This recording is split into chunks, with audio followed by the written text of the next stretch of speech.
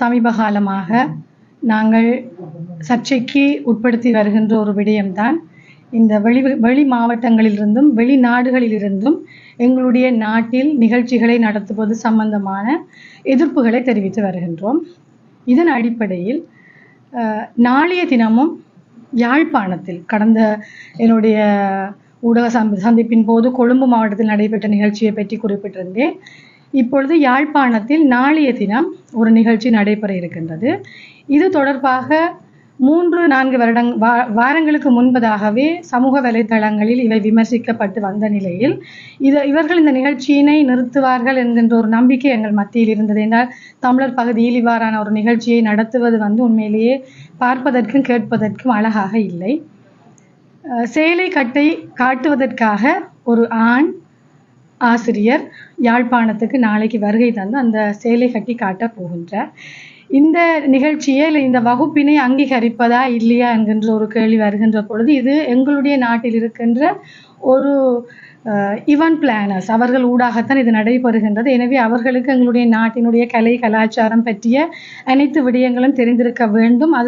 அதனை தொடர்ந்து அவர்கள் இந்த நிகழ்ச்சியினை நடத்த வேண்டுமா வேண்டாமா என்று அவர்கள் தீர்மானித்திருக்க வேண்டும். ஆனால் இப்பொழுது பணம் ஈட்டல் மட்டுமே எல்லாருடைய நோக்கமாக இருப்பதனால் கலையை பற்றியோ பண்பாட்டை பற்றியோ கலாச்சாரத்தை பற்றியோ யாரும் பொருட்படுத்துவதாக இல்லை. ஆனால் அவ்வாறான தவறுகள் நடப்பதற்கு நாங்கள் இடமளிக்க முடியாது. துறை சார்ந்தவர்களாக இதனை நாங்கள் அனுமதிக்க முடியாது. அதுவும் யாழ்ப்பாண மாவட்டத்தில் நல்லூர் திருவிழா நடைபெற்று கொண்டிருக்க இந்த நேரத்தில் எங்களுடைய பெண்களுக்கு சேலை கட்ட காட்டி கொடுப்பது என்னிடம் எதிர்ப்பு தெரிவிக்குமாறு கேட்ட அனைவரும் கேட்ட ஒரு விடயம், நீங்கள் மேக்கப் ஆர்டிஸ்ட் எல்லாரும் சாரி உடுக்க தெரியாமலாம் மேக்கப் ஆர்டிஸ்டாக இவ்வளோ காலம் இண்டஸ்ட்ரியில் இருக்கணும், இது இந்த துறையினுடைய வல்லுநராக உங்கள்கிட்ட நாங்கள் இந்த கேள்வியை கேட்குறோம்னு சொல்லும் போது எங்களுக்கு உண்மையிலேயே திரும்பவும் நாணி நிற்க வேண்டிய ஒரு சூழல் தான் எனக்கு இருக்கின்றது. இங்கு எந்த ஒரு ஒப்பனை கலைஞரும் சேலை கட்ட தெரியாமல் இந்த துறைக்குள் இல்லை. அப்படி இருந்தால் அவர் அந்த NVQ என்ற அந்த குவாலிஃபிகேஷன் அவருக்கு கிடைத்திருக்க மாட்டாது. எனவே சேலை கட்ட தெரிந்த அனைவரும் தான் இங்கே இருக்கின்றார்கள் துறை சார்ந்தவர்களாக. சரி, துறை சார்ந்தவர்களுக்கானது அல்லது பொதுமக்களுக்கானது என்றால் பொதுமக்களிலும் எங்களுடைய தமிழ் பெண்கள் யாரும் சேலை கட்ட தெரியாமல் இல்லை. அவ்வாறு தெரியாதவர்களுக்கு கூட ஒரு ஆண் வந்து கற்பிக்க வேண்டிய ஒரு சூழலில் தமிழர் கலாச்சாரம் அல்லது யாழ்ப்பாண கலாச்சாரம் இல்லை. எனவே இதனை நான் வன்மையாக கண்டிக்கிறேன். இந்த நிகழ்ச்சியை நடத்துவதற்கு அனுமதி யார் அளித்தது என்பது இன்று வரை எங்களுக்கு தெரியவில்லை. அனுமதி அளிக்கப்பட்டிருக்காது. அதாவது மாநகர சபையோ அல்லது பிரதேச செயலகமோ ஊடாக மட்டும்தான் இந்த அனுமதியினை வழங்க முடியும். இவர்களுக்கு அனுமதி அளித்திருக்க வாய்ப்பில்லை. இருப்பினும் நாளை இந்த நிகழ்வு நடைபெறுமாக இருந்தால் இது எங்கள் அனைவருக்கும் தமிழர் பகுதியில் இவ்வாறு நடைபெறுவது எங்களுக்கு உண்மையிலேயே வெட்கி தலை குனிய வேண்டிய ஒரு சூழல் தான். இந்த நிறுவனத்தினர் இன்று மட்டுமில்லை, இவ்வாறான நிகழ்ச்சியினை கடந்த பல வருடங்களாக நடத்தி வருகின்றார்கள். 2017ஆம் ஆண்டும் இதே நிறுவனத்தினர் மாற்று மோதிரம் என்கின்ற ஒரு பேரில் இந்த நிகழ்ச்சியினை நடத்தியிருந்தனர். அப்பொழுதும் அந்த மேடையில் 2 பீஸோட ஒரு பெண்ணை வந்து மொடலை கொண்டு வந்து ஒரு மொடல், அதாவது அவங்க வந்து ஃபேண்டசி மேக்கப் என்ற ஒரு கேட்டகரிக்கு கீழே தான் அந்த அன்னப்பறவைக்கு ஒரு பிள்ளையை கொண்டு வந்து ஸ்டேஜ் பண்ணவங்க. அந்த நேரம் அந்த ப்ரோக்ராமுக்கு நான் ஒரு இன்வைட்டியாக போயிருந்தேன். அப்போ உடனே நான் அந்த பிள்ளைக்கு பேக் ஸ்டேஜில் கூப்பிட்டு சொன்னேன், இந்த பிள்ளையை ஸ்டேஜில் ஏற்றாதுங்க, இது யாழ்ப்பாணம், நீங்கள் மதவாச்சி தாண்டி இங்கால வரும்போது வடக்குக்குள்ளே நீங்கள் என்டர் பண்ணும்போது இங்கே என்ன கலாச்சாரம், இங்கே இன்னும் ஒரு முக்கியமான ஒரு விஷயத்தை நான் இதை தொடர்ந்து கட்டாயம் பேசுவேன். நீங்கள் மதவாச்சி தாண்டி வரும்போது வடக்குக்குள்ளே வரைக்குள்ள இங்கேன்னு சில கலை கலாச்சாரங்களை நாங்கள் இன்றைக்கும் கட்டி காத்து வருகின்றோம், இனியும் கட்டி காப்போம். எனவே இவ்வாறான அலங்காரங்கள் அது இவ்வாறான ஒரு மாடலிங்கை நீங்கள் ஸ்டேஜ் பண்ணாதீங்க. இந்த ஃபேண்டசி மேக்கப் எங்களுக்கு தேவையில்லை. முதல் மணப்பெண் அலங்காரத்தையே அவர்கள் செய்வதே போதுமாக இருக்கின்றது. ஃபேண்டசி மேக்கப் என்ற ஒரு கேட்டகரியில் நீங்கள் இந்த 2 பீஸோட இந்த பிள்ளையை ஸ்டேஜில் ஏற்றுறதுன்ற நோக்கம் என்ன?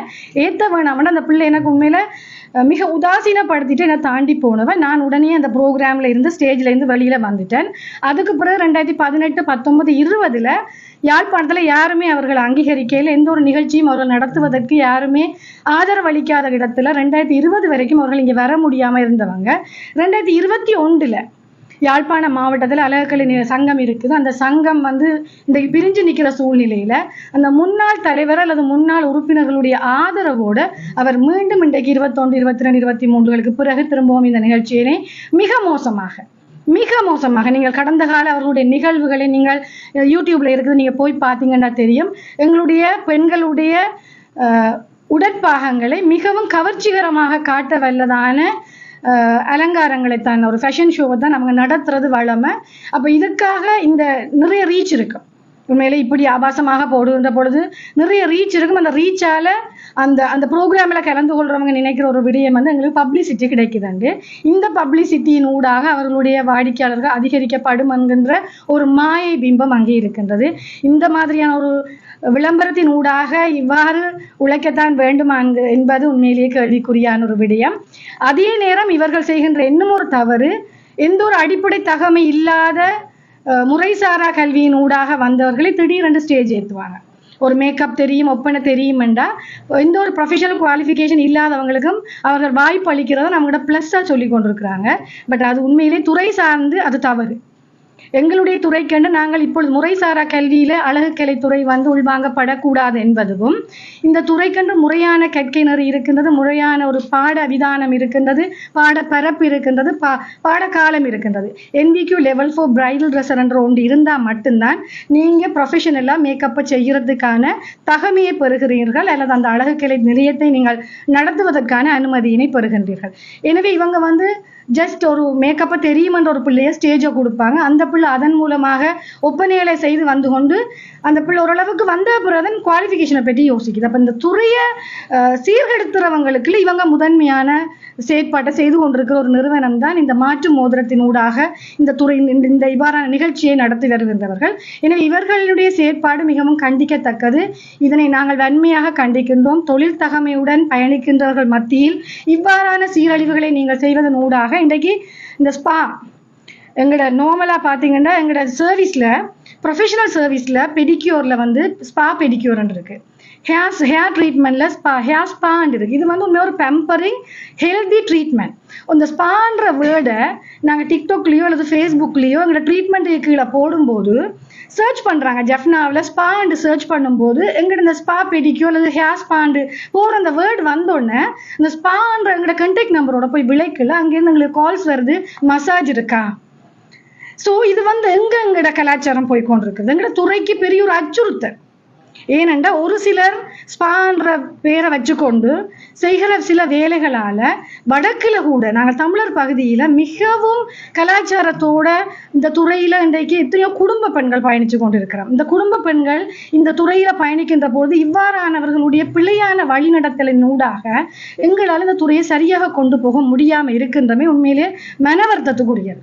அப்போ நாங்கள் அந்த ஃபோன் பண்ணி கேட்குறவங்களுக்கு வடிவா சொல்லணும், நீங்கள் பாருங்க ஹேர் ஸ்பாண்டு தான் இருக்கும் அல்லது ஸ்பா பெடிக்யூர்னு தான் இருக்கும், அதுக்குரிய விளக்கம் இதண்டு நாங்கள் அவங்களுக்கு சொல்லும்போது சொரின்னு சொல்லிட்டு வைக்கிறாங்க. ஸோ நீங்கள் மதவாட்சியை தாண்டி வந்தால் இங்கே ஸ்பா இல்லை, எங்களோட பகுதியில் ஸ்பா எந்த காலத்துலையும் வரப்போகிறது இல்லை. ட்ரீட்மெண்ட்ஸ் இருக்குது. அதாவது ஒரு ஜென்ட் வந்து ஃபேஷியல் செய்யக்கூடாதா அல்லது ஆயுர்வேத ட்ரீட்மெண்ட் செய்யக்கூடாதாண்டா 100% செய்யலாம். பட் இந்த ஸ்பான்ற நேமின் ஊடாக வருகின்ற போது அதனை பார்க்கப்படுகின்ற கணிக்கப்படுகின்ற முறை மிகவும் கேவலமாக இருப்பதனால் எங்களுடைய அழகு நிலையங்களில் நாங்கள் அந்த ஸ்பா ட்ரீட்மெண்ட்ஸை எங்களால் உண்மையில் எடுத்து செய்ய முடியலை. ஆனால் இன்றைக்கு தேவைப்படுகின்ற ஒரு ட்ரீட்மெண்ட், அது ஒரு ஹெல்தியான ஒரு ஒரு தெரப்பியூட்டிக் ட்ரீட்மெண்ட். பட் அதை நாங்கள் செய்யலாமல் நிற்கிறோம். ஏனென்றா இந்த துறையை வந்து மிக அநாகரிகமாக சிலர் இட்டு செல்கின்றனர். எனவே இதற்காகத்தான் இன்றைக்கு அரசாங்கத்திடமும் நாங்கள் பணிவாக கேட்டிருக்கிறோம், தரப்படுத்தலின் ஊடாக எங்களுடைய துறையை தலை தூக்கி தாருங்கள். இவ்வாறான கலாச்சார சீரழிவுகள் எங்கள் பகுதிகளில் நடைபெறுவதனை அனுமதிக்க முடியாது. எனவே நாளைய தினம் யாழ்ப்பாணத்தில் இந்த நிகழ்ச்சி நடைபெறுமாக இருந்தால் அது எங்களுக்கு மிகவும் ஒரு அவமானமான ஒரு விடயம். எனவே இதனை நாங்கள் வன்மையாக கண்டிக்கின்றோம். இந்த நிகழ்ச்சியாளர்கள் இந்த நிகழ்ச்சியினை ரத்து செய்ய வேண்டும் என்பதனை பணிவாக கேட்டுக்கொள்கிறோம்.